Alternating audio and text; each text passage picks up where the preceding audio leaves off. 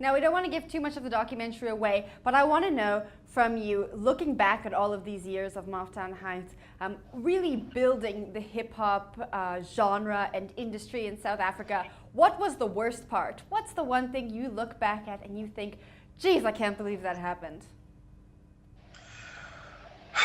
You know, it's not necessarily during the show. You know, I think as an event organizer, you are so mindful of all the things that are happening during the show and in the build up to the show. When I look back, you see these gray hairs on my chin.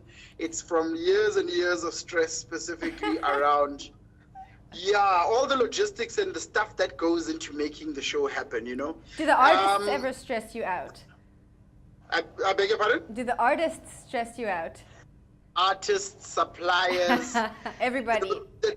It gets very stressful, you know, as anybody who's got a big festival can appreciate. Sleeping, going, you know, gee whiz, we could lose the shirt on our back here if this thing doesn't work out, you know what I mean? So it's quite a stressful thing. All right, so that's the worst part. What's the best part? What's the one thing you just really remember as being the most awesome feeling on this journey? The most awesome feeling, I usually am on stage for the last performance, right?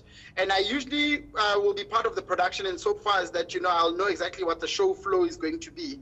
And I'll call pyrotechnics for especially the last performances.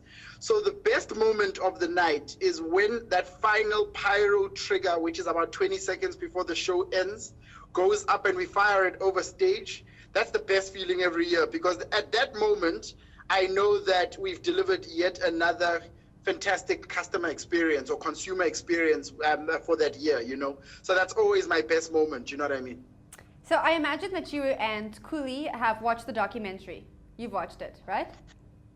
Yeah, not only have I watched it, I've spent painstaking hours editing it with our production company, Molotov Cocktail.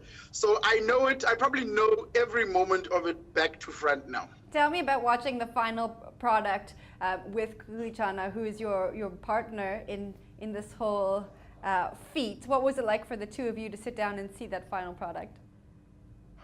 Look, I mean, it's a great moment, you know. Just I think it's like I say, it's you know, you get busy doing in life, and you never take stock of what you've done.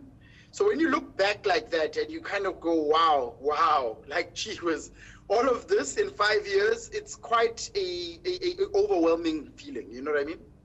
Yeah, now I'm really excited to see the documentary this weekend. Tell me, what can we take away from this documentary? What's this going to tell us about the hip-hop industry in South Africa and Africa? That it is growing, that it is the voice of the youth, that it is dominated by people who dare to dream and have the balls to chase their dream. That's what I think you can take away from it. Now, in your opinion, which hip-hop artist in South Africa is one to watch going into this year? I'll give you a couple. I think this is the year of the new school. And what I mean by the new school is that there's a new sound, there's new ears listening to hip-hop. You've got to give it up to people like MT, Nasty C, Gigi Lemaine,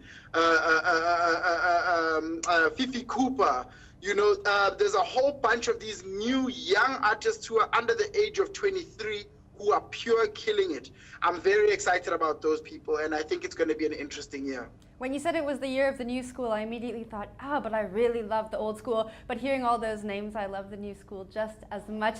Thank you very much for joining me. I can't wait to see the documentary.